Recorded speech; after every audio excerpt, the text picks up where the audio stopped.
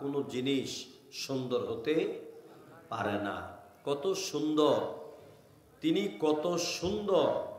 কিয়ামতের ময়দানে যখন জান্নাতীদেরকে দেখা দিবেন, মানুষ এক নজরে হাজার হাজার কোটি বছর চলে যাবে, শুধু আমার আল্লাহর সৌন্দর্যের দিকে তাকিয়ে থাকবে। সেই মুনিব মালিক আল্লাহ সুবহানাহু ওয়া তাআলার শাহানশাহী দরবারে আমরা বিনীতভাবে, বিনীত মস্তকে, একটি অনুগত হৃদয়ে কালেমাতুশ শুকর আদায় করছি। আমরা পড়ছি আলহামদুলিল্লাহ। আর একটু জোরে সোরে পড়েন আলহামদুলিল্লাহ। আল্লাহু আকবার কবীরা ওয়ালহামদুলিল্লাহি হামদান কাসীরা সুবহানাল্লাহি বুকরাতাও ওয়া আসীলা। ইয়া রাব্বি লাকাল হামদু কামা ইয়ানবাগি লিজালালি ওয়াজহিকা ওয়া আযীমি সুলতানিক। আমরা প্রশংসা আদায় করলাম কার? আমাদের এই প্রশংসা, এই গুণকীর্তন মহান আল্লাহ পাক কবুল করুন। আমরা বলি আমিন। আমরা আরো একবার পড়ছি লাকাল হামদু বিল ঈমান ওয়া লাকাল হামদু বিল ইসলাম ওয়া লাকাল হামদু বিল কুরআন। আমরা আল্লাহ পাকের দরবারে কালেমাতুশ শুকর আদায়ের পাশাপাশি দরুদুস সালাম পেশ করছি আমাদের প্রিয় রাসূল, আমাদের প্রিয় মনিব, বিশ্ব মানবতার মুক্তির দূত, বিশ্ব মানব জাতির মুক্তির দিশারি, মানবতার মহান শিক্ষক, প্রিয় রাসূল, প্রিয় নবী, মহান নেতা নবী মুহাম্মদ রাসূলুল্লাহ সাল্লাল্লাহু আলাইহি ওয়াসাল্লামের প্রতি আমরা রূহের মাগফিরাত কামনা করছি। এই পাইগড় সহ গোটা কাহালু থানার মাটির নিচে আমাদের পরিচিত অপরিচিত, চেনা অচেনা আমাদের মা বাবা সহ যত মুরব্বীরা কবরবাসী, আল্লাহ তাআলা দয়া করে তাদের কবরের সওয়াব পৌঁছায়া দাও। আজকের তাফসীরুল কোরআন মাহফিলের শুরু থেকে শেষ পর্যন্ত যাবতীয় বারাকা সওয়াব তাদের কবরে পৌঁছায়া তাদের কবরকে জান্নাতের টুকরা বানায়া দাও। প্রিয় বন্ধুগণ, তাফসীরুল কোরআন মাহফিল আয়োজন কেন করেন? এই যে আপনারা মনে হয় 18 বছর নাকি 18 বছর এক যুগের উপরে আপনারা এই মাহফিলের আয়োজন করছেন, কেন করেন? উদ্দেশ্য কি?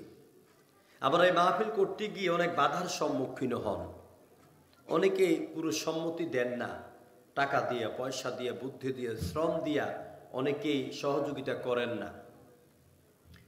এক একজনের এক এক মত, এক একজনের এক এক চাহিদা, এক একজনের এক এক চিন্তা আপনাদের মধ্যে বৈষম্য তৈরি করে। জবাব, তাফসীর মাহফিল কেন আয়োজন করেন? জবাব হচ্ছে বিশ্বনবী সাল্লাল্লাহু আলাইহি সাল্লাম বলেছেন, যেই এলাকায়, যে জায়গায় আমার কোরআন বুঝার আয়োজন করা হয়, সেখানে আল্লাহর পক্ষ থেকে আল্লাহ পাক এক ঝাঁক ফেরেশতাকে নাজিল করে দেন। তাহলে আজকে এখানে ফেরেশতা নাজিল হয়েছে নাকি হয়নি? চতুর্দিকে ফেরেশতারা পরিবেষ্টন করে আছেন। এলাকায় অনেক যুবক ভাইরা আছেন, রাস্তাঘাটে চলাফেরা করছেন, ঘোরাফেরা করছেন, দোকানে ঘোরাফেরা করছেন। তারা কিন্তু বিরাট মর্তবা ফজিলত থেকে মাহরুম। আল্লাহর নবী বলেছেন, আল্লাহর কোন বান্দা যখন এক কদম দু কদম দিয়ে কোরআনের মাহফিলের দিকে রওনা শুরু করে দেয়, আল্লাহ পাক ওই ব্যক্তির পিছনেই একজন নয়, দুইজন নয়, 70 জন ফেরেশতা নিয়োগ করে দেয়। ফেরেশতারা যুবকের পিছনে হাঁটে আর মাহফিলে না বসা পর্যন্ত প্রত্যেক কদমে দোয়া করেন, আল্লাহুম্মা গফির লাহু, আল্লাহুম্মা আরহাম লাহু, আল্লাহ তোমার বান্দার উপরে রহম দান করো, তোমার বান্দাকে মাফ করে দাও। কিন্তু যারা আসেন না তাদের পিছনে শয়তান হাঁটতেছে। শয়তান কুমন্ত্রণা দিয়ে এদেরকে কোরআনে মাহফিলে আসতে দিচ্ছে না। সম্মানিত ভাইয়েরা, আমি আন্তরিকভাবে মোবারকবাদ জানাচ্ছি আপনাদেরকে, এই গ্রামবাসীকে, মাহফিল কমিটিকে। আর আমি খুবই ক্লান্ত। গতকাল মাহফিল ছিল কুমিল্লা, 2টা মাহফিল করে রাতের 4টা বাজে ঢাকা ঢুকেছি। জ্যামের কারণে আরও অনেক সময় চলে গেল। হঠাৎ করে সকালে অসুস্থ হয়ে পড়েছি, ডায়াবেটিস অনেক বাড়তি। খাব্বাব ভাইকে বললাম যে আমি মনে আসতে পারবো না। তিনি তো একদম খুব ভেঙে পড়েছেন। সব মিলিয়ে জুমা পড়াইয়া রওনা দিয়েছি। ঢাকার যমুনা ফিউচার পার্কের সামনে 1 ঘন্টা জ্যাম। তারপরে আপনাদের 4 রাস্তা মাথা পর্যন্ত পৌঁছতে আর 50 কিলো বাকি। ওই জায়গার মধ্যে প্রায় 1 ঘন্টা জ্যামে নিজে গাড়ি থেকে নাইমা ট্রাফিক গিরি করছি। ট্রাক, বাস এগুলিকে ধমকাইয়া টমকাইয়া যেখানে ঝামেলা লাগাইছি ওইগুলি ছুটাইয়া তারপরে এখানে এসেছি। শারীরিকভাবে অনেক ক্লান্ত। এরপরও এলাকার সব মানুষ যদি এসে মাহফিলের প্যান্ডেলটা ভরে দিতেন আরো সুন্দর লাগতো, মনে আনন্দ লাগতো, ঠিক কিনা বলেন? যারা বাইরে ঘোরাফেরা করছেন পিছনে আরো বিছানা দিয়ে দেন, পিছনে আরো বিছানা দিয়ে দেন। বাহিরের পেছনে যারা বাইরে ঘোরাফেরা করছেন ভাইরা কোরআনে মাহফিলে আসার জন্য বিনীতভাবে অনুরোধ করছি। প্রিয় বন্ধুগণ, আমরা তাফসিরুল কোরআন মাহফিলে এসেছি। তাফসির মানে কি বলেন তো? 18 বছর মাহফিল হয়। আমি কিন্তু 2 বছর না 1 বছর আগে আসলাম। 1 বছর, গত বছর গ্যাপ গেছে, এর আগের বছর আসছিলাম। তো হয়তো আমি বলে গিয়েছি, মনে নেই। তাফসির শব্দটি বাবে তাফঈল থেকে আসছে। তাফসির মানে হচ্ছে ব্যাখ্যা, উন্মুক্ত করা, বিশ্লেষণ করা। তাফসিরুল কোরআন মানে যেই ব্যাখ্যার মাধ্যমে কোরআনের গভীর থেকে গভীরে প্রবেশ করা যায় সেটাকে বলা হয় তাফসিরুল কোরআন। আর মাহফিল বলা হয় যেখানে সবাই মিলেমিশে বৈশা কোরআন শুনতে আসে, মজমা হয়, এটাকে বলে তাফসিরুল কোরআন মাহফিল। আলহামদুলিল্লাহ কইতেন না? প্রিয় বন্ধুগণ, তাফসিরুল কোরআন মাহফিলের উদ্দেশ্য কি? উদ্দেশ্য হচ্ছে কোরআনকে জানা, কোরআনকে বুঝা, কোরআনের গভীর থেকে গভীরে ঢুকে কোরআনের লুকায়িত মধু আহরণ করার নামই হচ্ছে তাফসিরুল কোরআন মাহফিল এবং এর মূল উদ্দেশ্য। আপনারা যারা কোরআন পড়তে পারেন, হয়তো সবাই পড়তে পারেন না, এরকম লোক আছে না? আবার পড়তে পারেন, শুদ্ধ হয় না। আবার শুদ্ধ হয়, অর্থ সহ পড়েন না। আবার অর্থ সহ পড়েন, বুঝার চেষ্টা করেন না। আবার বুঝেন, যা বুঝছেন তা ব্যক্তি জীবনে, সমাজ জীবনে, রাষ্ট্রীয় জীবনে এটাকে কাজে লাগাইতে হবে, আমল করতে হবে, এই সিদ্ধান্ত অনেকে নিতে পারেন না। এই জন্য এই তাফসিরুল কোরআন মাহফিলের মাধ্যমে আমরা বিষয়গুলি ক্লিয়ার করার চেষ্টা করব, যাতে আমরা কোরআনমুখী হতে পারি, আল্লাহমুখী হতে পারি। আগে আসুন আমরা কোরআনটাকে একটু বুঝি, কোরআনকে আমরা একটু জানি। কোরআনে কারীম আল্লাহর আকাশের নিচে জমিনের উপর সবচাইতে আজীব এবং আজিম কিতাব। এর মতো মর্তবাপূর্ণ, ফজিলতপূর্ণ আরেকটি কিতাব এই পৃথিবীতে আছে? জোরগণ আছে? নাই। এটা ধরলেও সোয়াব, চুমা দিলেও সোয়াব, মাথা নিলেও পৃথিবীর শ্রেষ্ঠ রাজ মুকুট, বুকে নিলে বুকটা গরম হয়ে যায়, তেলাওয়াত করলে মনটা শান্তি হয়ে যায়, তাকাইলে পরে চোখের যেন নূর বেড়ে যায়। সুবহানাল্লাহ। আমার এই কোরআনকে বুঝাতে গেলে শুধু ইচ্ছে করে শুধু কোরআন নিয়ে আলোচনা করি, কোরআন নিয়ে ঘন্টার পর ঘন্টা কথা বলি। জানির পকেটে মোবাইলের স্ট্যান্ড আছে, নিয়ে আসে।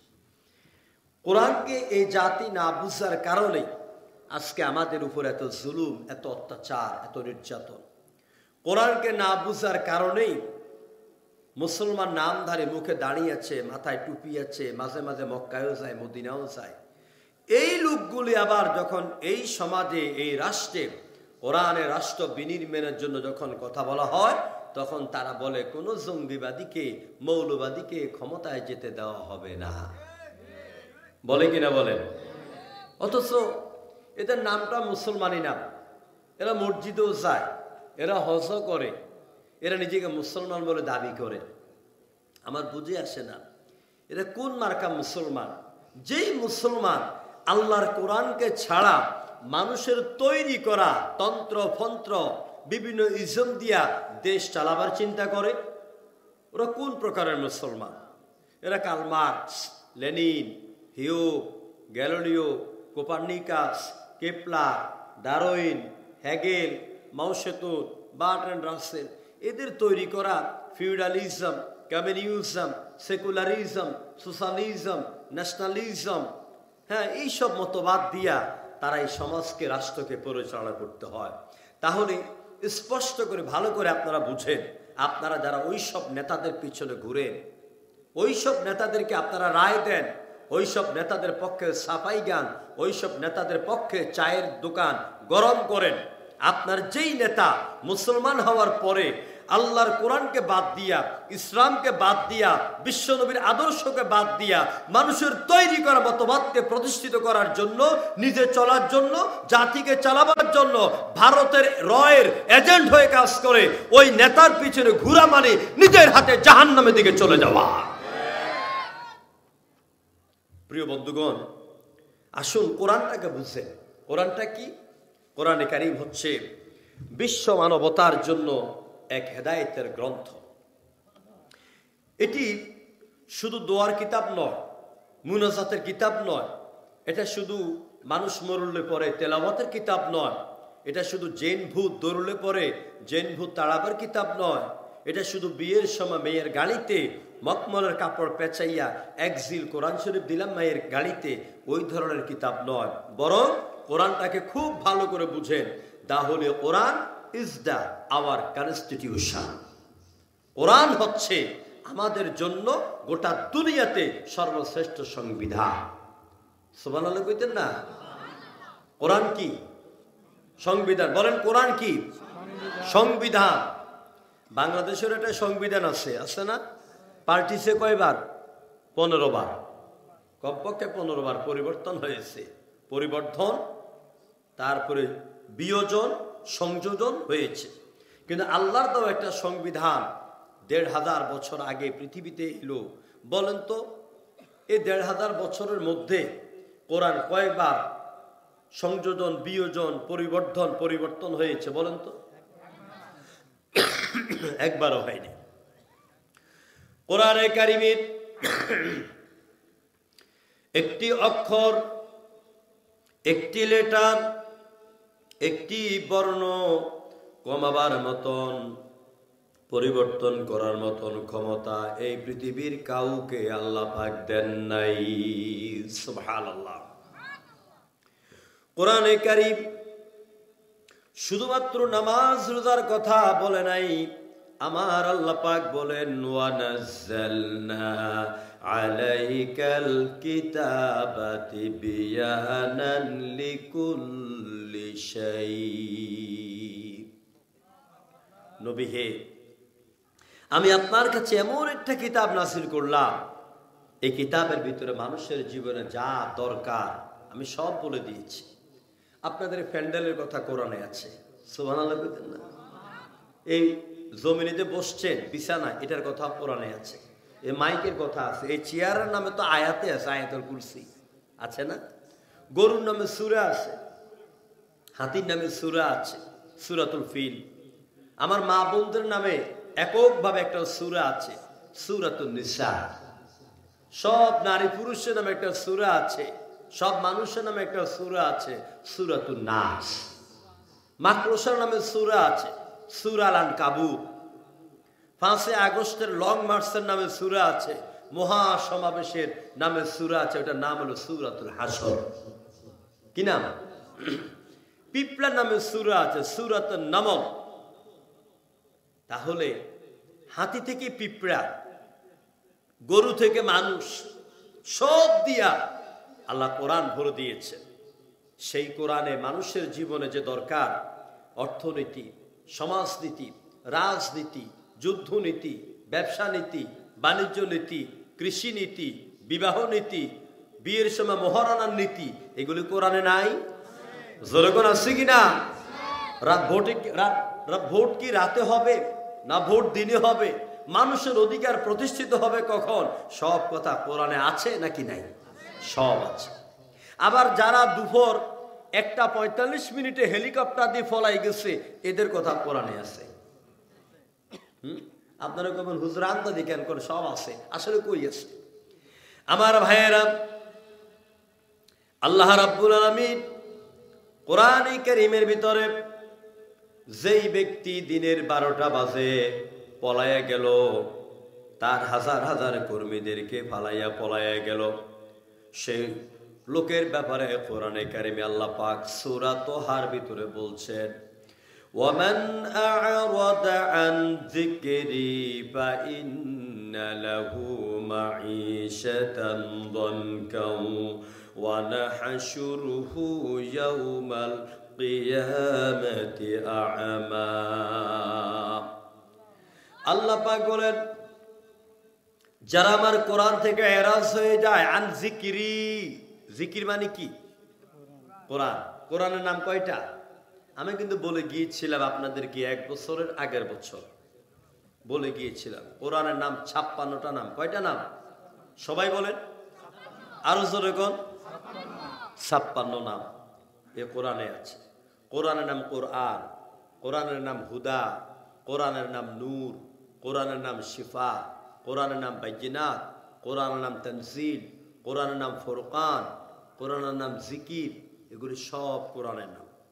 শুধুমাত্র এই 56টা নামের উপরে যদি আমি তাফসির করি, অন্তত কমপক্ষে হলে 5 দিন লাগবে। শুধু কোরআন দিয়ে, কোরআনের আয়াত দিয়ে কথা বলবো। সুবহানাল্লাহ কইতেন না?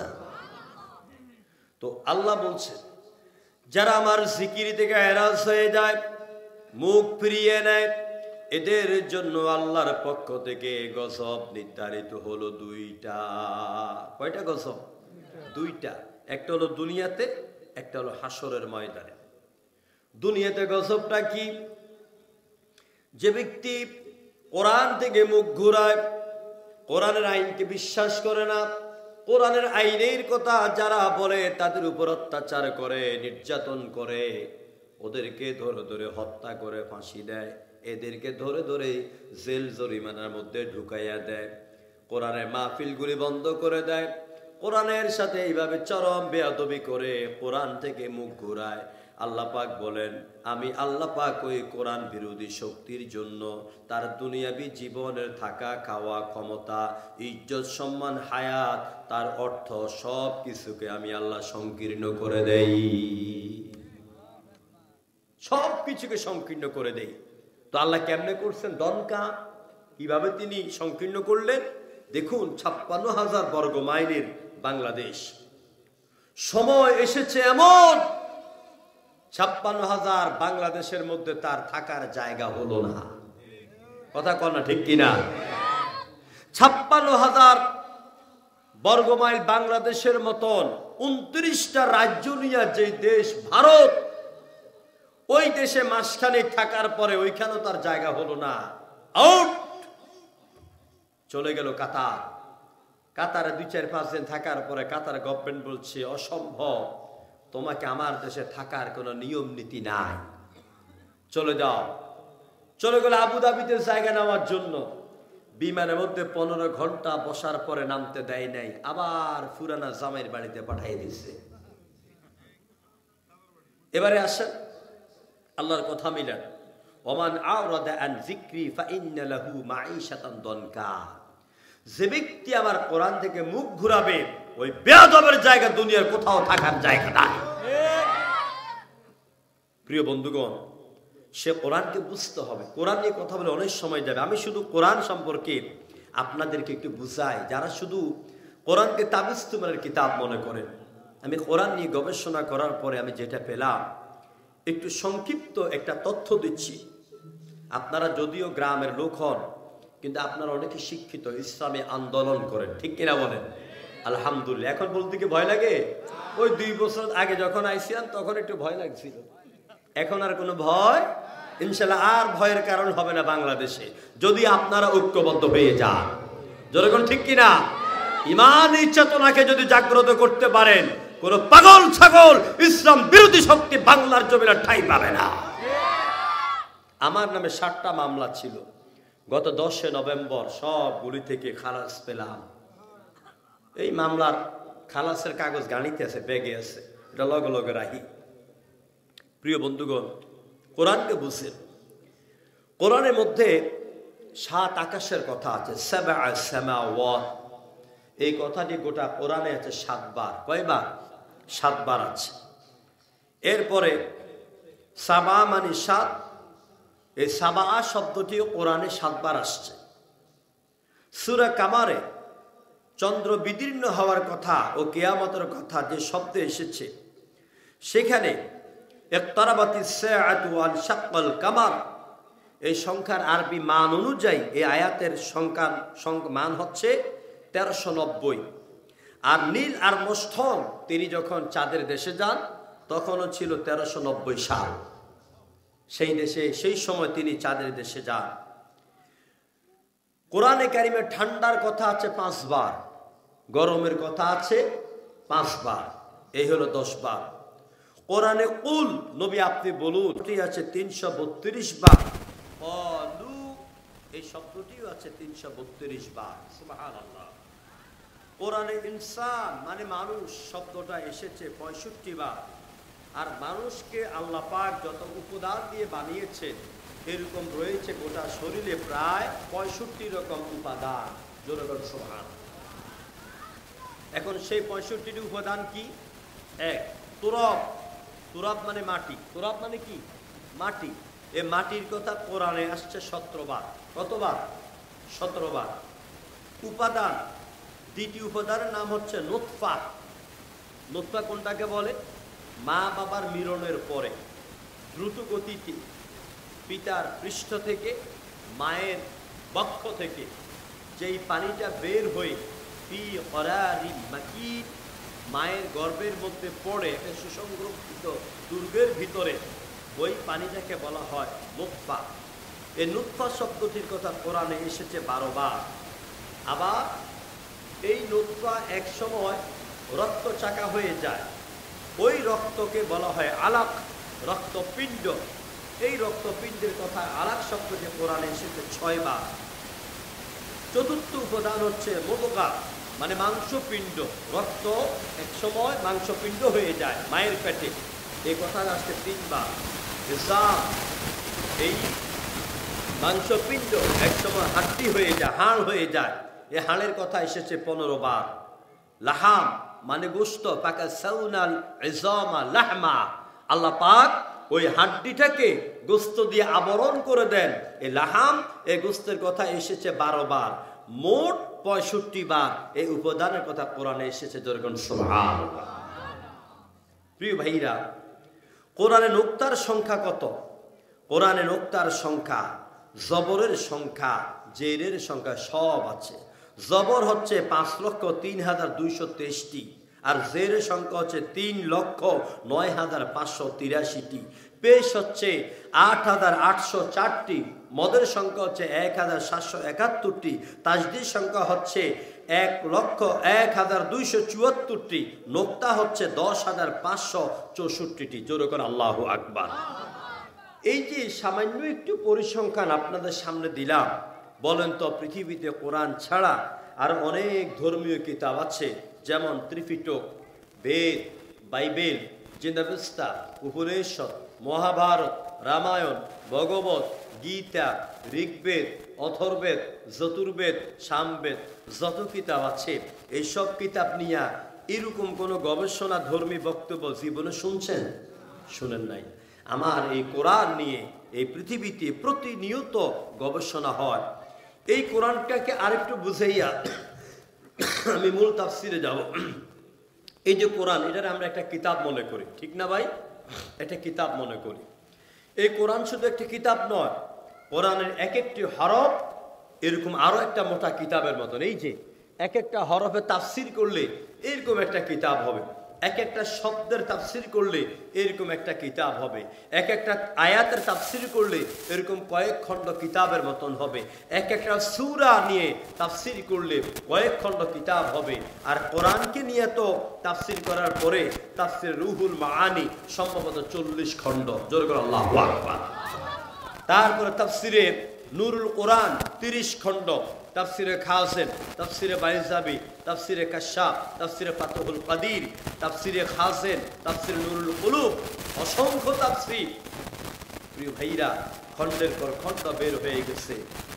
পৃথিবীতে যত তাফসির কারকেরা তাফসির লিখেছে আর যারা এরকম বক্তব্য দিয়েছেন, তাদের মধ্যে উল্লেখযোগ্য বাংলাদেশের জমিনে তাফসিরের জগতের সম্রাট, যিনি 50 বছর কোরআনে দাওয়াত দিলেন, আমাদের প্রাণপ্রিয় নেতা, আমাদের মাথার মুকুট, এই দেশের ওয়াজের ধাঁচকে তিনি পরিবর্তন করে দিয়েছেন, শহীদ আল্লামা দেলোয়ার হোসেন সাঈদী।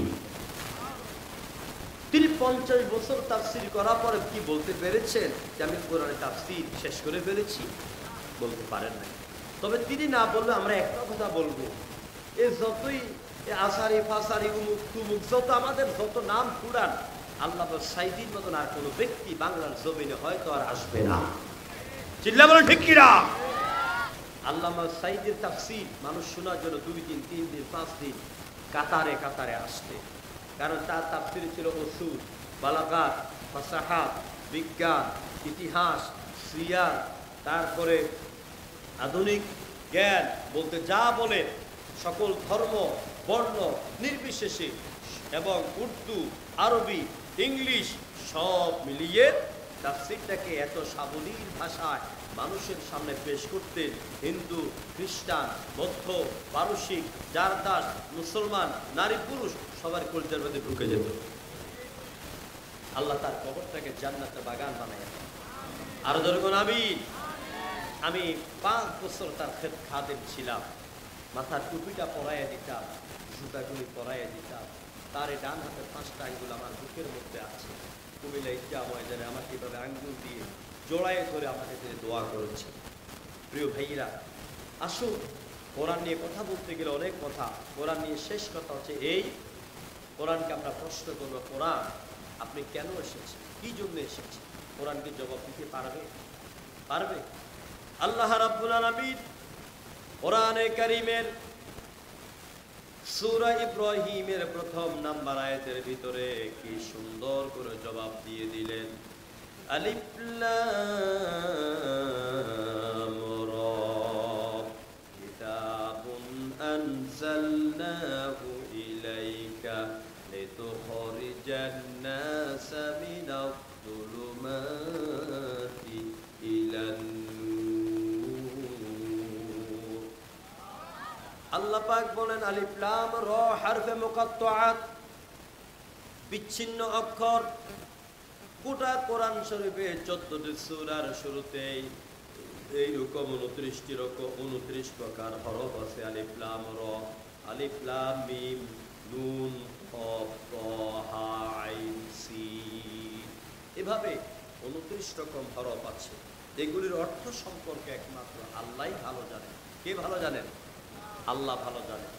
এরপর আল্লাহ বলছে, নবী গো আমি আপনার কাছে এমন একটা কিতাব দিলাম, যেই কিতাব এর শিক্ষার আলোকে এই সমাজ এবং এই পৃথিবীর নারী পুরুষ সকল মানুষকে আপনি সকল প্রকারের অন্ধকার থেকে বের করে আলোর দিকে নিয়ে আসতে পারে।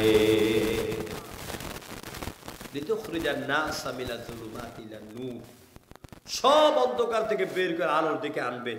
অন্ধকার কি? অন্ধকার হচ্ছে শিরক, বেদাত, কুফর, চুরি, ডাকাতি, সন্ত্রাস, হাইজাক, জানাবা বিচার, সন্ত্রাসী করা, চাঁদাবাজি করা, দোকান দখল করা, মার্কেট দখল করা, জমি দখল করা, বাস কাউন্টার দখল করা, এগুলি সব অন্ধকার। এগুলি বাংলাদেশে আছে নাকি নাই? আছে নাকি নাই? ও আল্লাহ, 5 আগস্টের জন্য রক্ত দিল কারা? আহারে, যাদের মা ভেবেছিল আমার ছেলে একদিন ডাক্তার হয়ে আসবে, আমার ছেলে কম্পিউটার বিজ্ঞানী হয়ে আসবে, আমার ছেলে বড় প্রফেসর হবে, আমার মেয়ে ভালো ঢাকা বিশ্ববিদ্যালয়তে পড়াশোনা করার পরে ওরা একটা ভালো বিয়ে দিব, এরকম আশাবাদী যেসব মায়েরা ছিলেন, ওই মায়েদের বুক খালি হলো। ওই দামাল ছেলেরা, ভাইয়েরা, বোনেরা বগুড়ার জমিনে, কুমিল্লার জমিনে, ঢাকার জমিনে, রংপুরের জমিনে রক্ত দিল। আর এখন কোন শকুনেরা আইসা বাস কাউন্টার, মার্কেট, রাস্তাঘাট, বাড়িঘর দখল করে। চিল্লাই গো ঠিক কিনা? ইনশাআল্লাহ এইসবগুলি জায়গা হবে না বাংলাদেশে। যেরকম হবে কিনা? আমরা কোনো সন্ত্রাসীকে সাপোর্ট করি না, আমরা কোনো এই দখলদারিত্বকে সাপোর্ট করি না। এইগুলিকেই তো আমরা দূর করলাম। যদি এগুলি আবার পুনরায় হয় তাহলে আমাদের ভাইদেরকে বোনদেরকে কেন হারাইলাম আমরা? যেরকম ঠিক কিনা? আপনারা কি কোরআনের পক্ষে থাকতে রাজি আছেন? কোরআনের পক্ষে থাকবেন তো ইনশাআল্লাহ? আগামী দিনে বাংলাদেশের সংসদ ভবনে, সচিবালয়ে, মন্ত্রণালয়ে, আদালতে, সর্ব জায়গায় আল্লাহর কোরআনের পক্ষের লোকেরা গিয়ে কোরআনের রাজত্ব কায়েম করুক। কারা কারা চান? দুহাত। তাকবীর, নারে তাকবীর। আল কোরআনের আলো, আল্লাহ। আলহামদুলিল্লাহ। আল্লাহ আপনার ইমানে যশয় নিয়া, মহা ঘটনা নিয়ে যারা বিবাদ করছে তারা অতি শীঘ্রই জানতে পারবে এর পরিণতি কি হবে।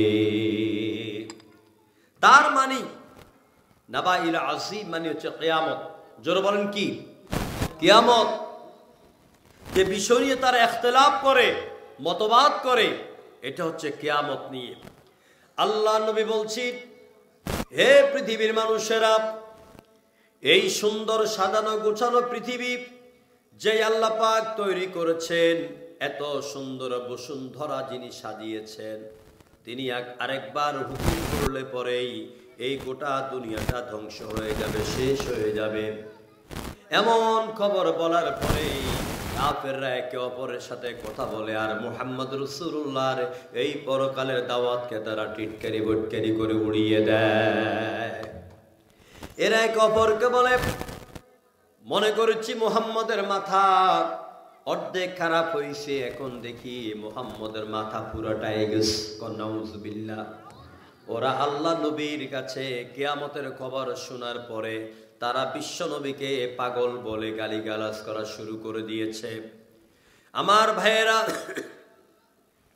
ওরা নবীকে পাগল বলেছি, ওরা নবীকে জাদুকর বলেছে।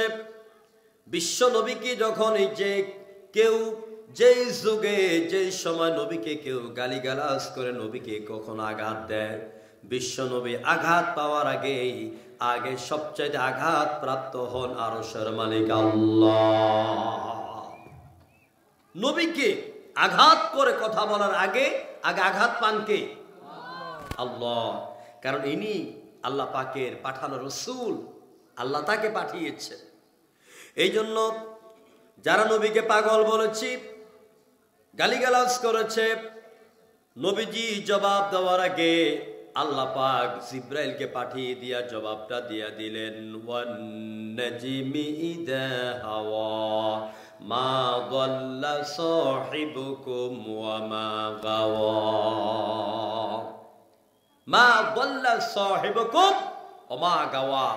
তোমরা তোমাদের যে সাথীকে, যে সঙ্গীকে পাগল বলছো, উম্মাদ বলছো, পথহারা বলছো, না, এটা তো তোমাদের সঙ্গী, এটা তোমাদের এলাকায় জন্ম নিয়েছে, তোমাদের এলাকায় এটা বড় হয়েছে, তোমাদের সাথে 40 বছর কাটাইছে, আজকে তাকে পাগল বলো কেন? কেন তাকে উম্মাদ বলো? উম্মাদ বলার কারণ একটা, আল্লামা সাঈদীর কোনো দোষ ছিল না।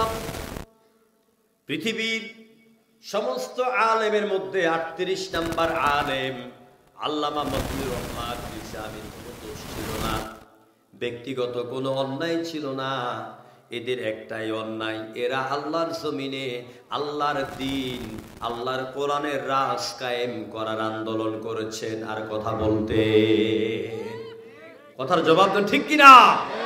এই জন্য তাদেরকে মিথ্যা দোষী করে এদেরকে ফাঁসিয়েছে। নবী করিম সাল্লাল্লাহু আলাইহি সাল্লামের বেলায়ও দেখুন, যেই লোকটাকে 40টি বছর পর্যন্ত মক্কার লোকেরা আলামিন বলেছেন, as-সাদিক বলেছেন, মুহাম্মদ যা বলতেন তারা তা বিশ্বাস করত। কিন্তু মুহাম্মদ রাসূলুল্লাহ যখনই বললেন লা ইলাহা ইল্লাল্লাহ আল্লাহ ছাড়া কোনো ইলাহা নাই, আল্লাহ ছাড়া কারো আইন মানি না, কারো শাসন মানি না, কারো জীবন ব্যবস্থা মানি না, কারো অর্থ ব্যবস্থা মানি না, আল্লাহ ছাড়া কারো গোলামি করা যাবে না, আল্লাহ ছাড়া কাউকে রব মানা যাবে না, মাবুদ মানা যাবে না। এমন দাওয়াত আল্লাহ নবী যখন দিতে লাগলেন তখন কাফিরদের কলিজার মধ্যে আঘাত করলো। লা ইলাহা ইল্লাল্লাহর দাওয়াত দ্বারা আমাদের হবল, আমাদের দেবতা, আমাদের যত ঈশ্বর ঈশ্বরী, পরমেশ্বর পরমেশ্বরী, ব্রহ্মা সাবিত্রী, কামদেব কামদেবী, নারায়ণ নারায়ণী, শিব দুর্গা আছে, সবগুলিকে তারা অস্বীকার করে। সুতরাং মুহাম্মদের পিছনে কোমরের মধ্যে গামছা বেঁধে লাগো। যেরকম ঠিক কিনা? এরা রসুলের পিছনে লাগার কারণ হচ্ছে আজ রসুল বলছেন আল্লাহ ছাড়া তোমাদের এইসব মূর্তিকে মানি না, আমাদের ইলাহাকে। বাস এতদিন পর্যন্ত মোহাম্মদ ভালো ছিল, আলামিন ছিল, আর সাদিক ছিল, কিন্তু আজকে থেকে মোহাম্মদ খারাপ, কারণ মোহাম্মদ বলতেছেন লা ইলাহা ইল্লাল্লাহ। এখন মোহাম্মদকে যে এতদিন আলামিন বললেন আর সাদিক বললেন, এত মর্যাদা সম্পন্ন ব্যক্তি বলতেছেন,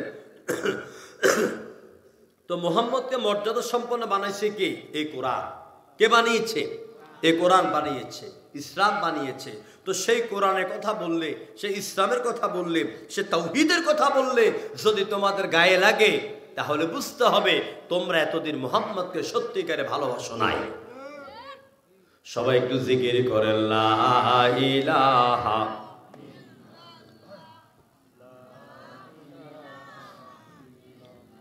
লা ইলাহা ইল্লাল্লাহু মুহাম্মাদুর রাসূলুল্লাহ। জোরে পড়েন সাল্লাল্লাহু আলাইহি ওয়াসাল্লাম। আমার ভাইয়েরা, বিশ্বনবী যখন এই কিয়ামতের দাওয়াত দিতে লাগলেন তখন কাফেররা বিরোধিতা শুরু করলো। কিন্তু কিয়ামত তো হবে, অবশ্যই হবে। আপনারা কি বলেন? সবাই বলতেছেন না কিয়ামত হবে কিনা? কিয়ামত হবে কিনা? কিয়ামত মানে কি? কিয়ামত মানে হচ্ছে সাজানো গোছানো পৃথিবী ধ্বংস হয়ে যাওয়া, আসাকার মেসাকার হয়ে যাওয়া, সব মানুষ পৃথিবী থেকে বিদায় হয়ে যাবে। সাগর নগর পাহাড় পর্বত যা আছে এত পানি থাকবে না, উঁচা পাহাড় থাকবে না, সব মেসমার হয়ে যাবে, সব সমান হয়ে যাবে। এই কিয়ামত যখন হবে, কিয়ামতের কতটা ভয়াবহ দৃশ্য হবে মহান আল্লাহ রাব্বুল আলামিন কোরআনে কারীমের মধ্যে বলছেন, ইযা যুলজিলাতিল আরদু জিলজালাহা ওয়া আখরাজাতিল আরদু আসকালাহা ওয়া ক্বালাল ইনসানু মা লাহা। ইযা যুলজিলাতিল আরদু জিলজালাহা, যখন এই জমিনের মধ্যে প্রকম্পন শুরু হয়ে যাবে, জমিন কাঁপতে থাকবে, আল্লাহ রাব্বুল আলামিন তিনি বলেন এই জমিনের ভিতরে যা আছে জমিন তখন সবকিছু বের করে দিবে। এটা হচ্ছে যখন কিয়ামত শুরু হবে।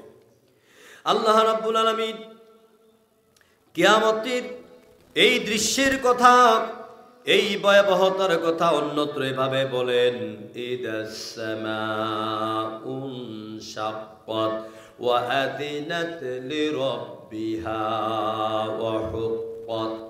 ইদাস সামাউ শাক্কাত, যখন আকাশটা ফেটে যাবে, চৌচির হয়ে যাবে, আকাশের সুন্দর সুরম্য এই ব্যবস্থাপনা থাকবে না। আর কি করা হবে? ওয়া ইদাল আরদু মুদ্দাত, জমিনটাকে রাবারের মতন টেনে টেনে লম্বা করা হবে। আমার ভাইয়েরা, কোরআনে কারিমে এই কিয়ামতের কথা অন্যত্র এইভাবে বলেন।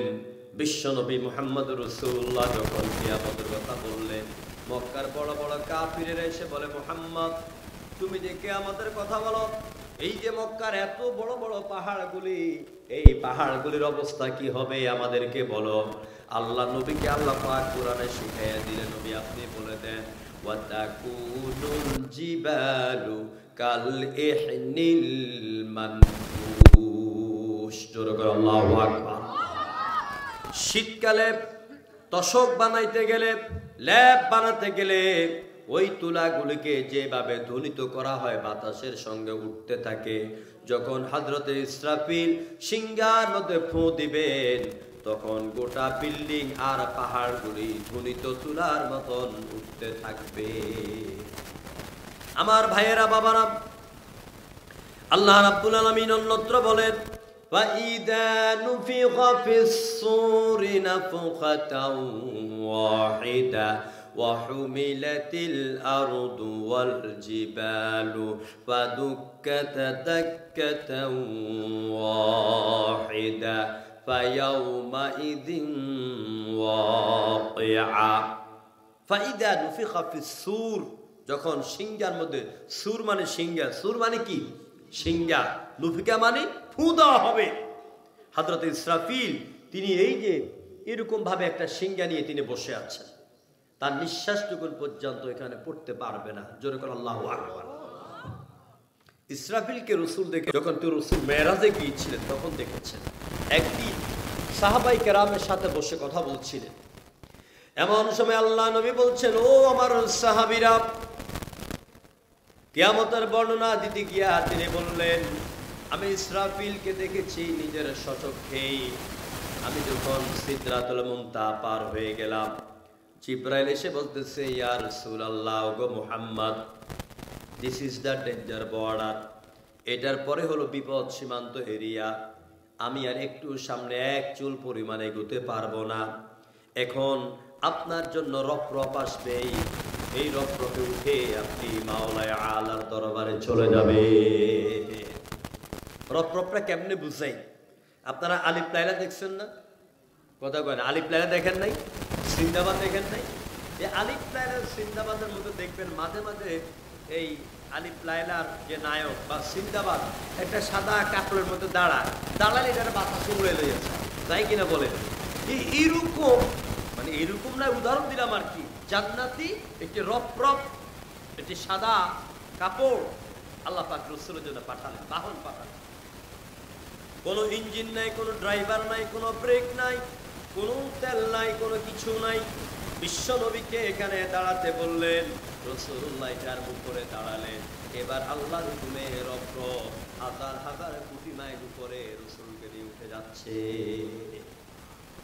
আল্লাহর দরবারে যাওয়ার আগে বিশ্ব নবী দেখলেন এমন একটা চেয়ার, এমন একটা কেদারা তিনি অতিক্রম করছেন। এমন একটা চেয়ার দেখলেন যেটার আয়তন হচ্ছে পূর্ব থেকে পশ্চিম, উত্তর থেকে দক্ষিণ, এত বিশাল চেয়ার। ওখানে মধ্যে একজন ফেরেশতা বসে আছেন। ওই ফেরেশতার বর্ণনা বিশ্বনবী সাহাবায়ে কেরামকে দিচ্ছেন। আমার সাহাবীরা শুনো, যে ফেরেশতাকে চেয়ারের মধ্যে বসা দেখতে পেলাম, ওই ফেরেশতার মাথা এত বড়, আমার কাছে মনে হলো যেন পৃথিবীর 7 দরিয়ার পানি যদি ওনার মাথায় রাখা হয়, এক ফোঁটা পানিও গড়াইয়া নিচের দিকে পড়বে না। তো বিশাল দেহের আকৃতি ফেরেশতা হচ্ছেন হযরত ইসরাফিল। তিনি সিংহা নিয়ে বসে আছেন আল্লাহর হুকুমে।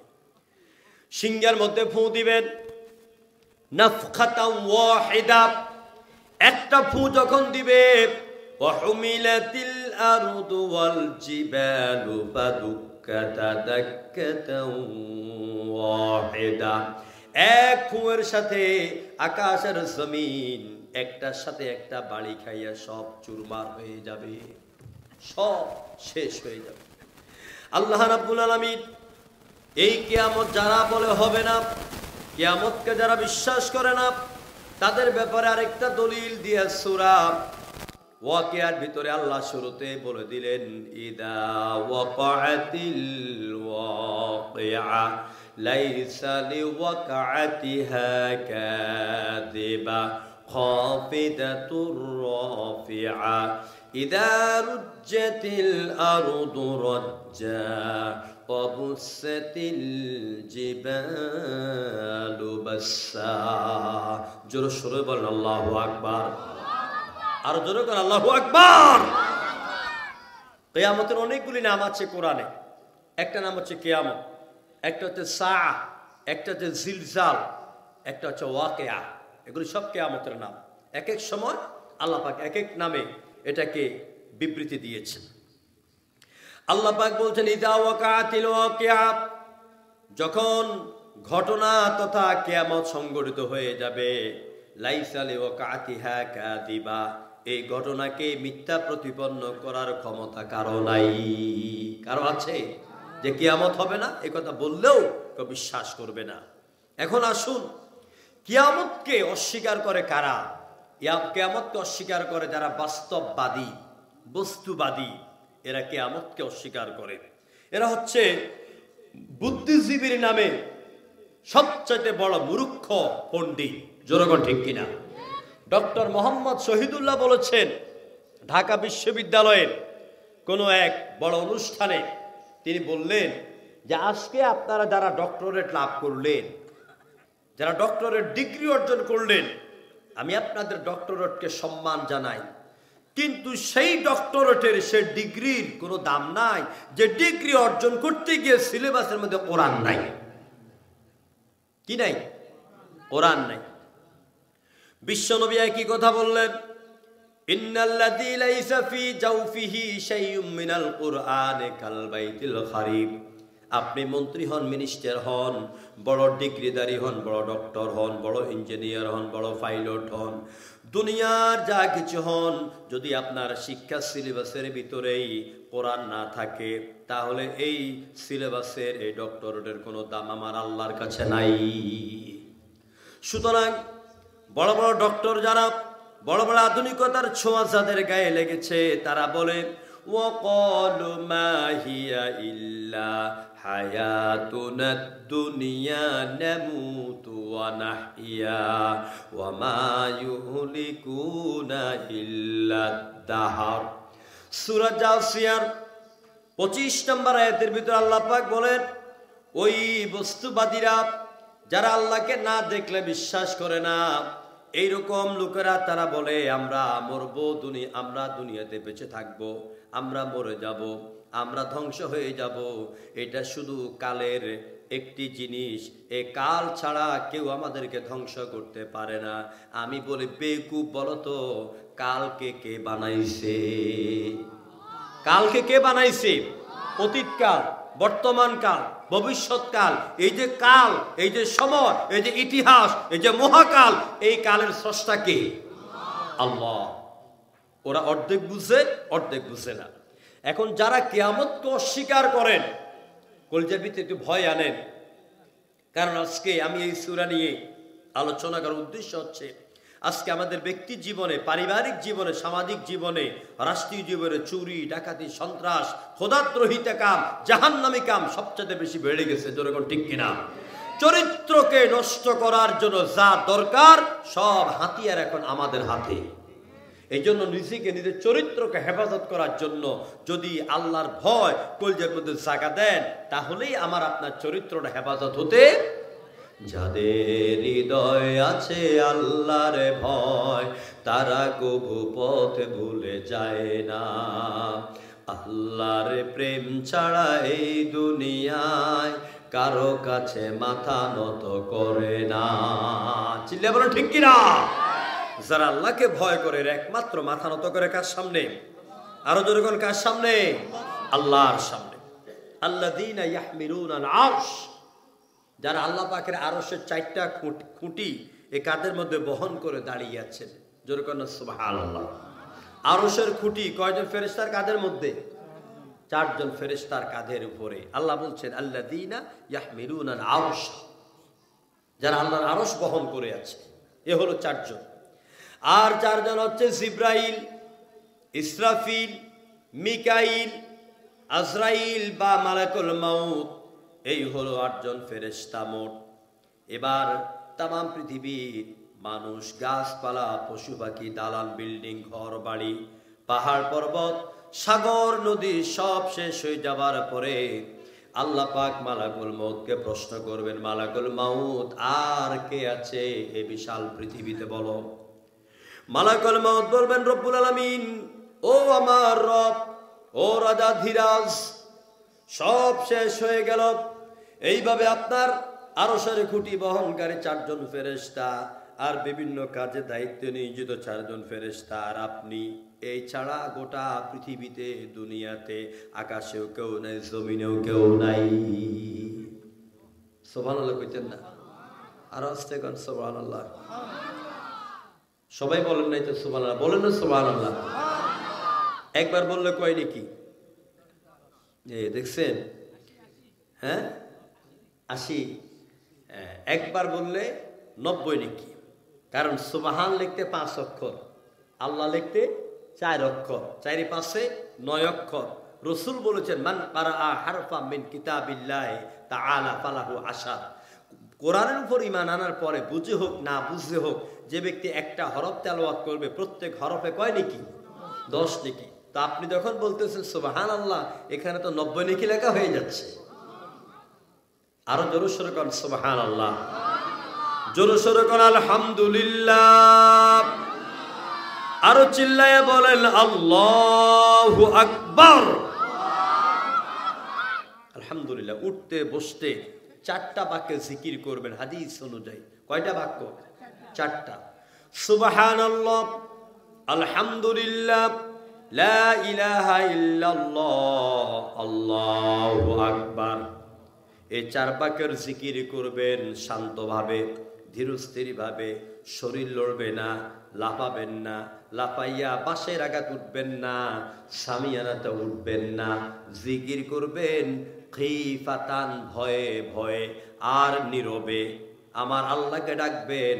আরশের মালিক আল্লাহ পাক বলে, বান্দারে তুমি যদি নীরব নির্জন ভাবে আমাকে একবার আল্লাহ বলে ডাক দাও, আমি আল্লাহ পাক তোমার একবার ডাকের বিনিময়ে, একবার নয় 2 বার নয়, আমি 70 বার জবাব দিয়া বলে, বান্দা আমার কাছে কি চাও? আল্লাহ এভাবে ডাক দিয়ে বলেন। এই জন্য রাত যত গভীর হয় আল্লাহ পাকের অফিসের দরজাগুলি খোলা হয়। সুবহানাল্লাহ কোন? আল্লাহ রহমতের দরজাগুলি খোলা হয়। আর রাত যত গভীর হয় দুনিয়ার অফিসগুলির দরওয়াজা তত তাড়াতাড়ি বন্ধ হয়ে যায়। গভীর রাতে কাকে ডাকবেন? গভীর রাতের আধারে কেউ যদি ডাকি তোমারে, দাও জি তখন সারা হয়ে ব্যাকুল পারা। কাউকে নিরাশ করো না, এমনই রহম তোমার। সুবহানাল্লাহ। কাউকে নিরাশ করো না, এমনই রহম তোমার।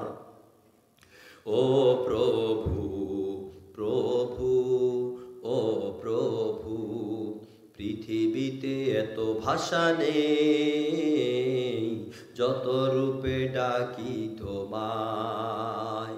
এ ধরাতে এত সুর নেই, যত গানে ডাকি তোমায়।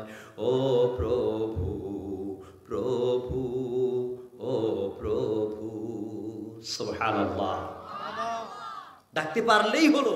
আল্লাহ বলছেন উদউনি আস্তাজিব লাকুম, আমাকে ডাক, আমি আল্লাহ তোর ডাকের জবাব দিয়ে দেব। সুবহানাল্লাহ।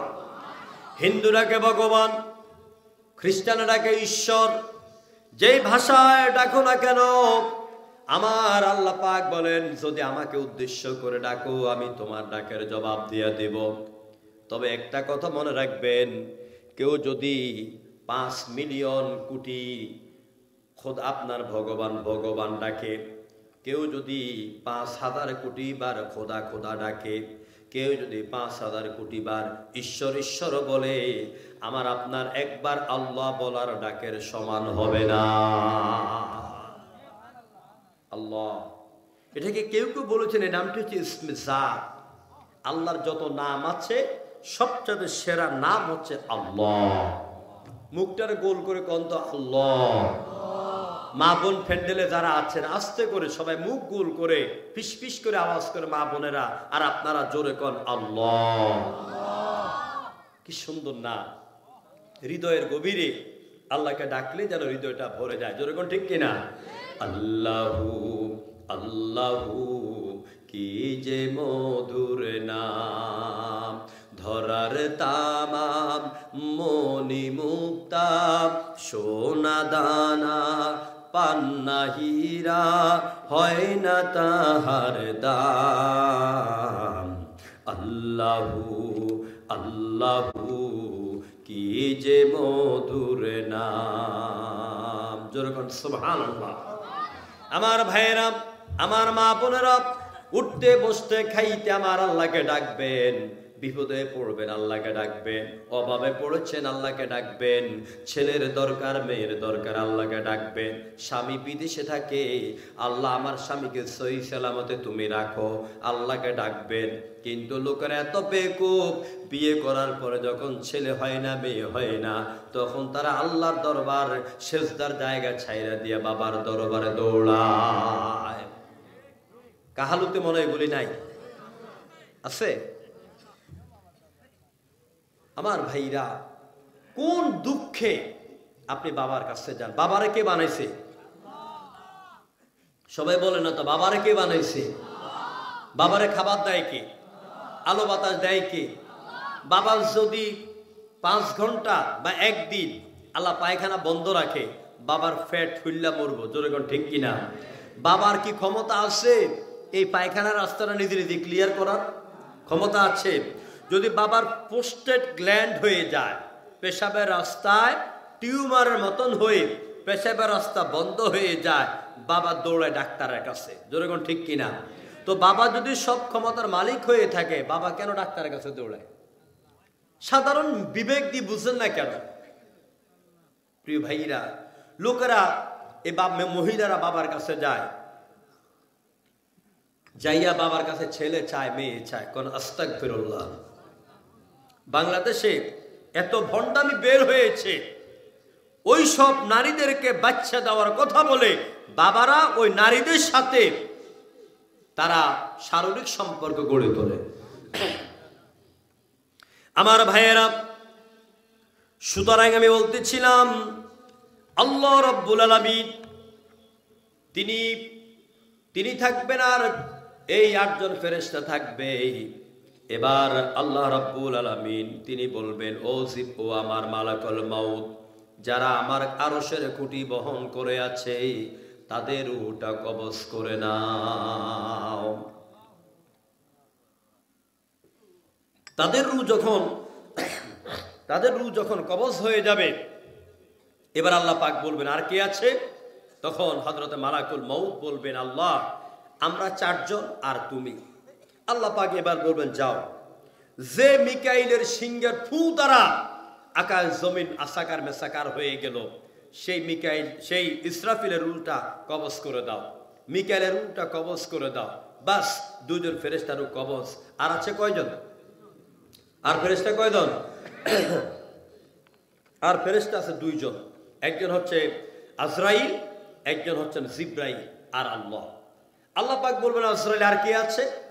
বলবে আল্লাহ তাআলা, আমরা তো এই 2 জন। বলবে যাবার জিব্রাইলের পালা। চিল্লাই করে আল্লাহু আকবার। আমার বাবারা ভাইয়েরা, এই সে জিব্রাইল, যে জিব্রাইলকে নিয়ে কোরআন দিয়ে ওয়াজ করতে গেলে এখন 1 ঘন্টা লাগবে। জিব্রাইলের পরিচয় আল্লাহ পাক কোরআনে কারিমে দিলেন, আল্লামাহু শাদীদুল কুওয়া। আমার নবীকে এক শক্তিশালী ফেরেশতা শিক্ষা দিয়েছেন, সে ফেরেশতার নাম হচ্ছে জিব্রাইল। কি নাম? জিব্রাইল। যে জিব্রাইল তাইফের ময়দানে নবী করিম সাল্লাল্লাহু আলাইহি ওয়াসাল্লাম কি কাফেররা যখন পাথর বের রক্তাক্ত করে দিল, নবীজি যখন কোন আঙ্গুর বাগানের মধ্যে বসলেন, হযরতে জিব্রাইল এসে বলছেন, ইয়া রাসূলুল্লাহ, আপনি শুধু একটা বার আপনি আমাকে অর্ডার করেন যে তাইফের কাফেররা আপনাকে রক্তাক্ত বানায় দিল, আমি গোটা তাইফের পাহাড়গুলিকে আমার হাতের তালুতে করে একটা আছাড় মারব, গোটা তাইফ জমিন ধ্বংস হয়ে যাবে। আমি তাইফে কয়েকবার গেছে, তাইফে মাহফিল করেছি আমি। প্রিয় ভাইরা, তাইফের চতুর্দিকে তাকাইলে শুধু পাহাড় আর পাহাড়। নবীজি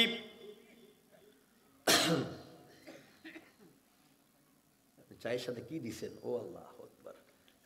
আমার ভাইয়েরা, বিশ্বনবী মুহাম্মদ রাসূলুল্লাহ সাল্লাল্লাহু আলাইহি ওয়াসাল্লাম জিব্রাইলের এমন আবেদনে বলছেন, জিব্রাইল রে, আমি যদি বদদোয়া করি তায়েববাসী ধ্বংস হয়ে যাবে। ও জিবরাইল শুনে রাখো, আর যদি আমি বদদোয়া দেই তায়েববাসী ধ্বংস হয়ে যায়, তাহলে আমি কার কাছে প্রচার করব? লা ইলাহা ইল্লাল্লাহু মুহাম্মাদুর রাসূলুল্লাহ। জোরে বলেন সাল্লাল্লাহু। প্রিয় বন্ধুগণ, এইভাবে সব শেষ হয়ে যাবে, জিব্রাইলও শেষ হয়ে যাবে।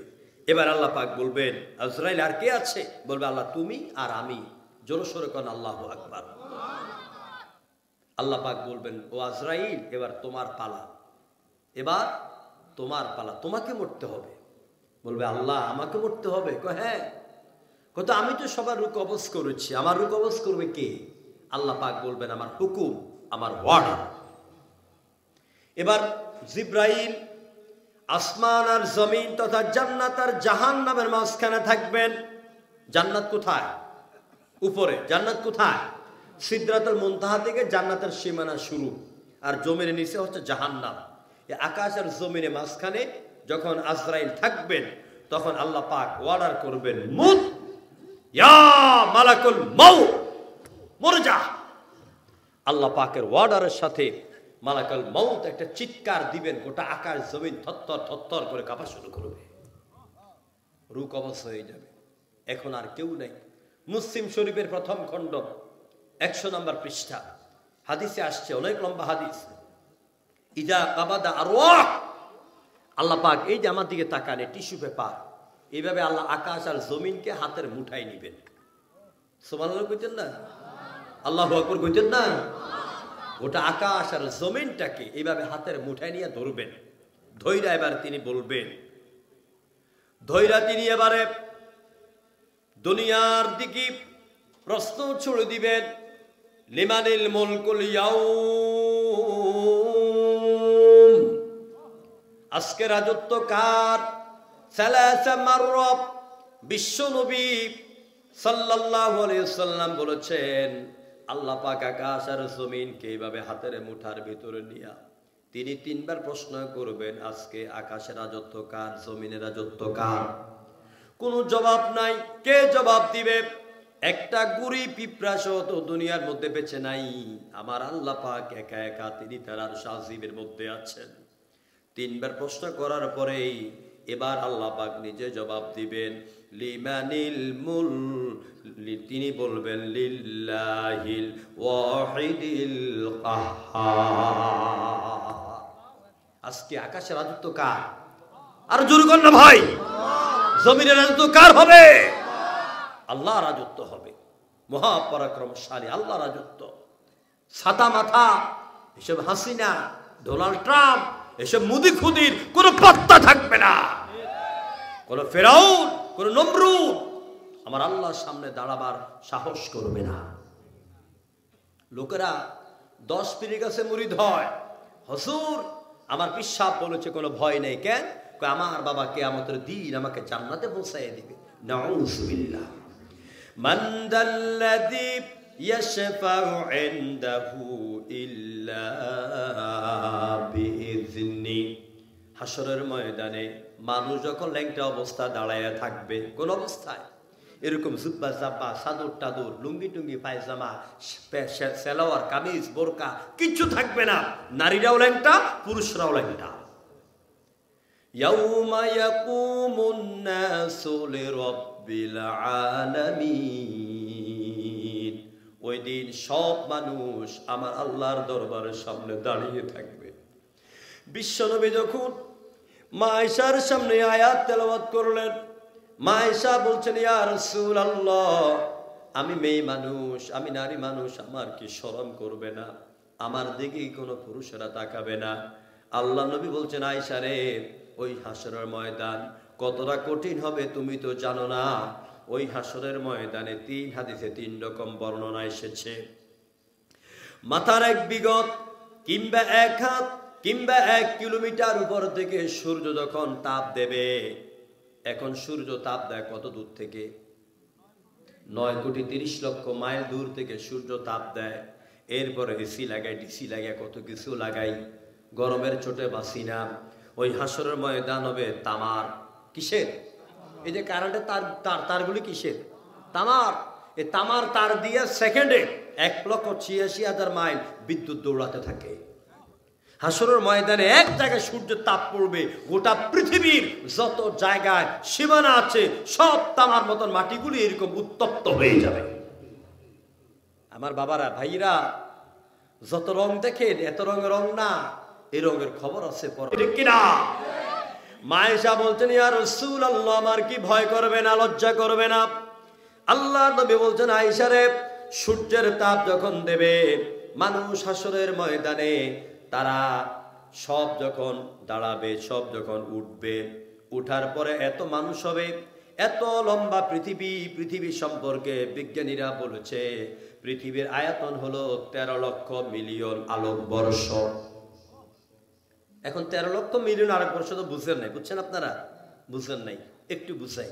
এই যে বিদ্যুতের গতি হচ্ছে প্রতি সেকেন্ডে 1,86,000 মাইল প্রতি সেকেন্ড।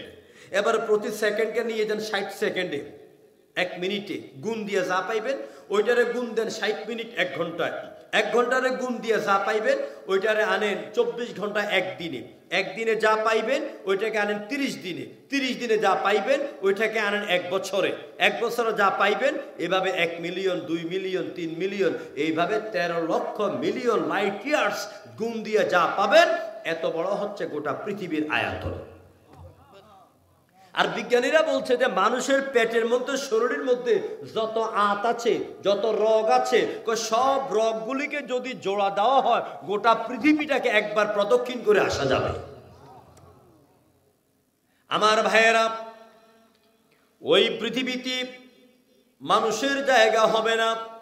ওয়াইদাল আরদু মুদ্দাত, আল্লাহ পাক পরোটা আর রাবার যেইভাবে আপনারা টানে টানে বড় করেন, এইভাবে জমিনকে ফেরেশতারা টেনে টেনে বড় করবে, তাও মানুষের জায়গা হবে না।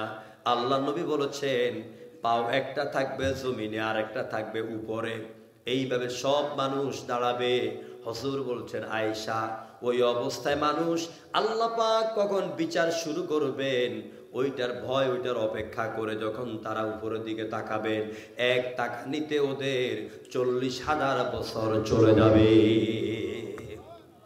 তার পাশে কি পুরুষ না মহিলা, চোখের পলক মেরে তাকাবার কোনো সুযোগ থাকবে না। আল্লাহু আকবার।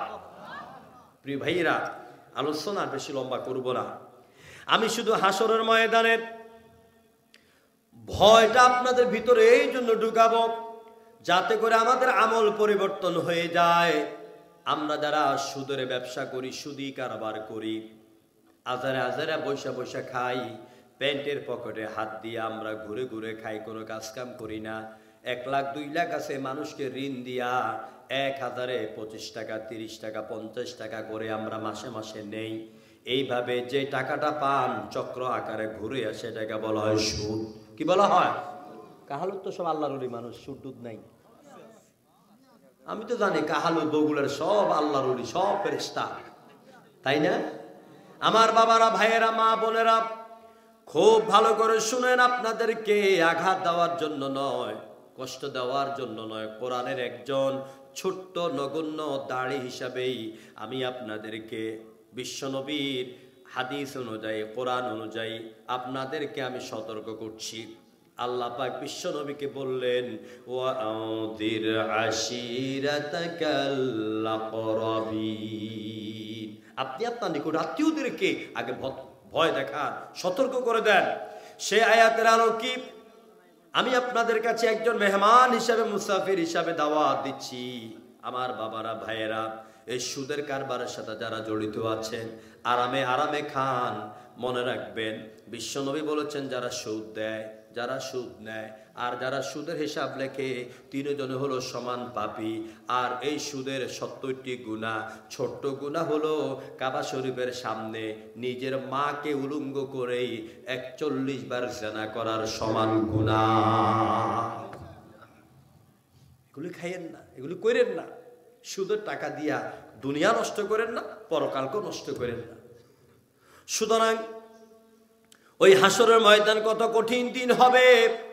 কেন আপনি নামাজ পড়েন না? কেন আপনি মিথ্যা কথা বলেন?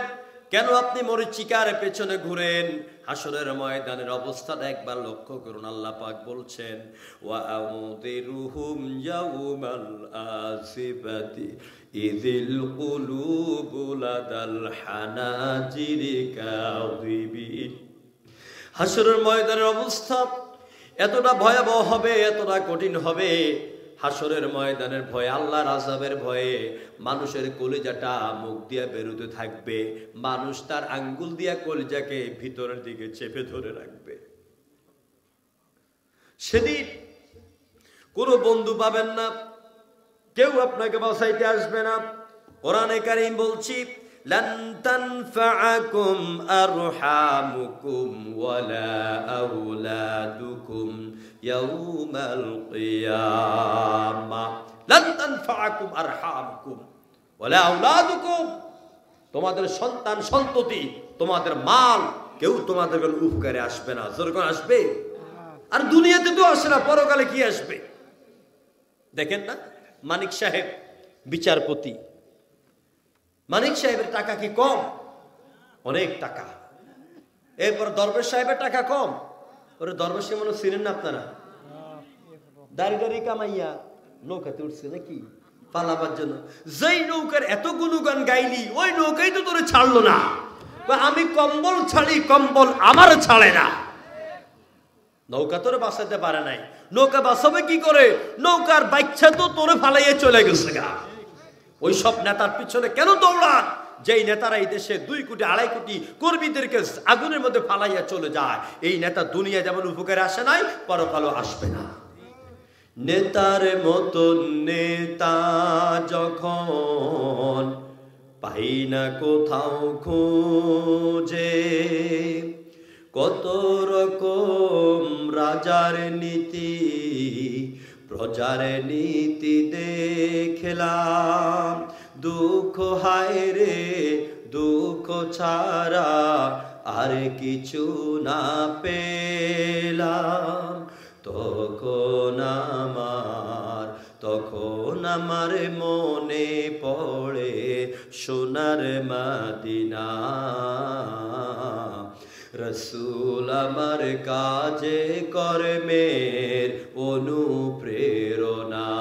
রসুল আমার ভালোবাসা। পারেন না আপনারা? বলেন, রসুল আমার ভালোবাসা। আলো আশা রসুল আমার প্রেম বিরহের মূল আলোচনা। রসুল আমার কাজে কর্মের অনুপ্রেরণা। হাসরের এই কঠিন ময়দানে আপনার নেতা কেউ বাঁচাতে পারবে না। বাঁচাবে আমার আমল, আর বাঁচাবে আমার বিশ্ব নবী মুহাম্মদ রাসূলুল্লাহ সাল্লাল্লাহু আলাইহি সাল্লাম। যদি তার আদর্শ মতে জীবন, সংসার, রাষ্ট্র গঠন করতে পারে, চালাইতে পারে, রসুলের ইত্তেবা করতে পারি, অনুসরণ করতে পারি, রসুলের সুন্নত ধারণ করতে পারি, তাহলে রসুল আমাদের জন্য সুপারিশ করবেন। তবে রসুলের সুন্নত যেটা কায়েম নাই, যেটা প্রতিষ্ঠিত নাই, এরকম একটা মরা সুন্নতকে যদি আমরা প্রতিষ্ঠিত করতে পারি, প্রত্যেক ব্যক্তির আমল নামায় আল্লাহ পাক 100 শহীদের সওয়াব দিয়ে দিবেন। বলবো যে হুজুর, রসুলের সব সুন্নত জিন্দা, মুর্দা কোনটা? মেসওয়াকের সুন্নত, খাওয়ার পরে কাইলুলা করে সুন্নত, শীতকালে মাসকলা ডাল দিয়ে লাউ খাই সুন্নত, মিষ্টি খাই সুন্নত, এটি শুয়ে থাকি সুন্নত, তারপর নফল সুন্নত ইবাদত করে এগুলো সুন্নত সব জীবিত আছে। দাঁড়িয়ে রাখা সুন্নত, টুপি দেওয়া সুন্নত, পাগড়ি পরা সুন্নত, লম্বা পাঞ্জাবি পরা সুন্নত, সব সুন্নত জীবিত। মৃত্যু কোনটা? মৃত সুন্নত হচ্ছে উহুদের ময়দানে রসুল যে রক্ত দিয়েছেন, বদরের ময়দানে যে রক্ত দিয়েছেন, আল্লাহর জমিনে যে দিন কায়েমের জন্য তিনি তার শরীর থেকে 83 বার রক্ত দিয়েছেন, 27টা যুদ্ধে অংশগ্রহণ করেছেন, সোনার টুকরো সাহাবীদেরকে হারিয়েছেন, ওই সুন্নতটা বাংলাদেশে এখনো মৃত। যেরকম ঠিক কিনা? এই সুন্নত যদি পালন করতে পারেন, এটা মৃত সুন্নত। আল্লাহর জমিনে আল্লাহর দ্বীন কায়েম করা, ইসলামকে প্রতিষ্ঠিত করা, এই সুন্নত কায়েমের করার জন্য আমরা কি রাজি আছি? যদি রাজি থাকি, তাহলে আমাদেরকে কোরআনের আন্দোলনে শরীক হতে হবে। আর কিসের অপেক্ষা করেন? আর কোন দিকে দৌড়াবেন? কোন নেতার দিকে দৌড়াবেন? সহযোগী ফরম পূরণ করেন যে আল্লাহ তোমার জমিনে তোমার কোরআনের রাজ কায়েমের সহযোগী ফরম পূরণ করে আমি সদস্য হলাম, আমি সদস্যা হলাম। মা বোনদেরকে বলি, আয়েশা, খাদিজা, ফাতেমা এদের উত্তরসূরি হয়ে যান।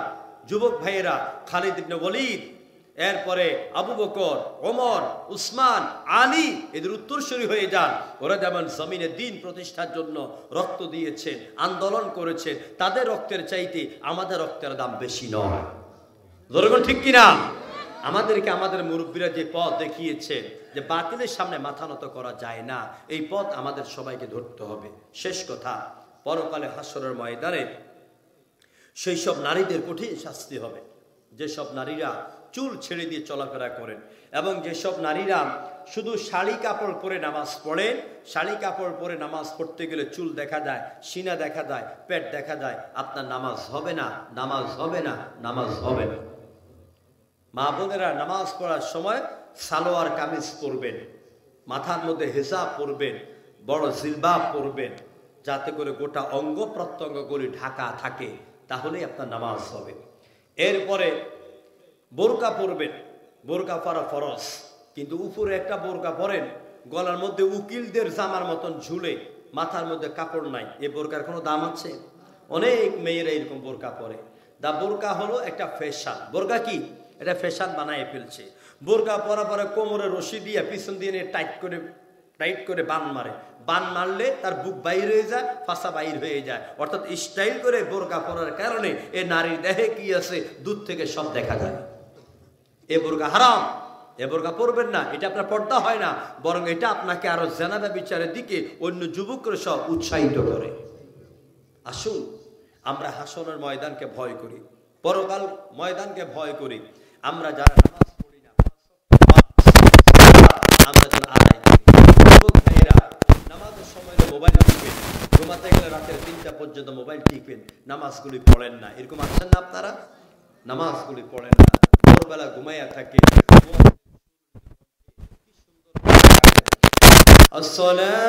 আসসালাতু খায়রুম মিনান নাওম। ঘুম থেকে নামাজ উত্তম, ঘুম থেকে নামাজ উত্তম। যখন চায়ের দোকানে বসে থাকেন, চায়ের আড্ডা মারেন, গল্প করেন, মসজিদে জামাত হয়ে যায়। ও যুবক, ও আমার প্রাণ প্রিয় যুবক ভাইয়েরা, ইয়া আইয়ুহাশ শাবাব, আমার প্রিয় যুবক ভাইয়েরা, এই যৌবনের রক্ত সবসময় গরম থাকবে না, ঠান্ডা হয়ে যাবে। সুন্দর চেহারা থাকবে না, চামড়া বটে যাবে। যৌবনে শক্তি থাকবে না, বুড়ো হয়ে যাবেন। সুন্দরী নারী কিনে দিয়ে বসায় দিল, ধরতে ইচ্ছে করবে না, এমন একটি সময় আসবে।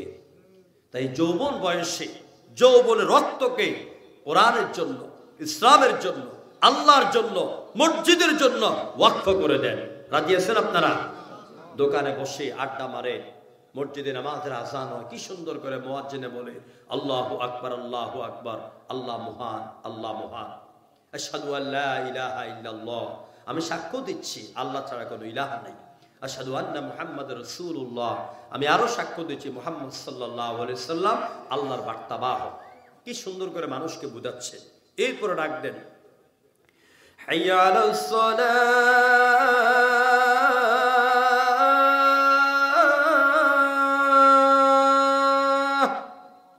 ডাক দেয় কিনা? এসো নামাজের দিকে।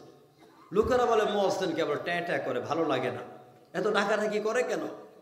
মুয়াজ্জিন আবার সুরলিত কণ্ঠে বলেন, হাইয়া আলাল ফালাহ,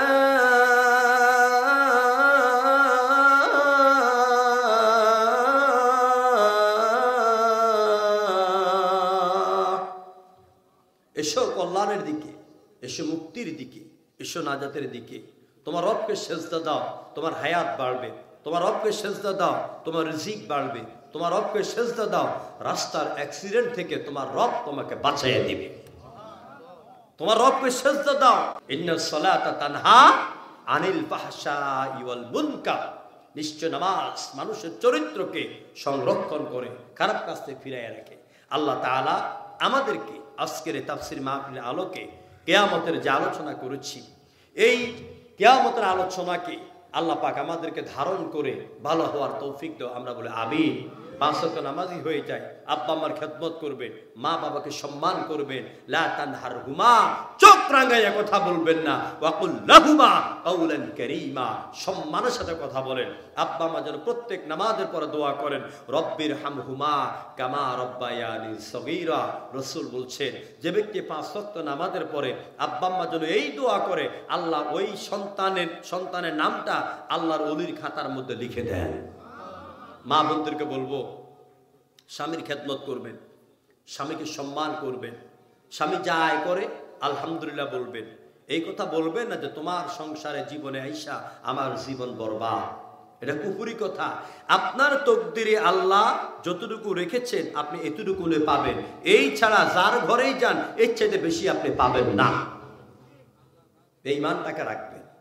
স্বামীর খেয়ানত করবেন না। স্বামী বিদেশ থাকে, আপনি অ্যান্ড্রয়েড মোবাইল দিয়ে আরেকজনের সাথে ফিডির ফিডির করেন, পরকিয়া করেন, এগুলি করেন না, হারাম।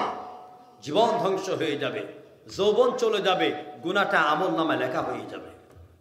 সুতরাং মা বোনেরা স্বামীকে সম্মান দিবেন, আনুগত্য করবেন, খেদমত করবেন। স্বামীদেরকে বলবো, স্ত্রী তো এটা ঘরের গোলাপ, এটা বাগানের গোলাপ, এটা ভুল করতেই পারে, দিলাম। যার কাছে গেলে লিতাসকুনু ইলাইহা, যার কাছে গেলে শান্তি পাও। এই শান্তির জায়গাটা নষ্ট করেন না, গায়ে হাত দিয়েন না, থাপ্পড় মারেন না, উমুক মারানি তুমুক মারানি কইয়া গালি গালাজ করেন না। এটা আমার নিয়ামত, এটা আমার বাগানের ফুল, এটাকে সম্মান দিবেন, স্ত্রীকে ইজ্জত দিবেন। যেই ঘরে স্ত্রী মর্যাদা দেওয়া হয় ওই ঘরে আল্লাহ পাক রহমত আর বরকত নাজিল করে দেয়। আল্লাহ তাআলা কথাগুলো বুঝার তৌফিক দেয় বলে আমি আমার অসুস্থ শরীর নিয়ে তাও 2 ঘন্টার মতন কথা বলেছি। যা বলেছি আল্লাহ পাক যাতে আমাকে সহ আপনাদেরকে আমল করার তৌফিক দান করেন বলে আমিন। গত সেই 2 বছর আগে যখন এসেছিলাম তখন আমার মা ছিল।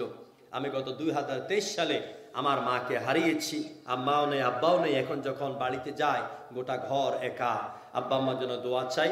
এই এলাকার যত মুরব্বীরা মারা গিয়েছে সবার জন্য আমরা দোয়া করব।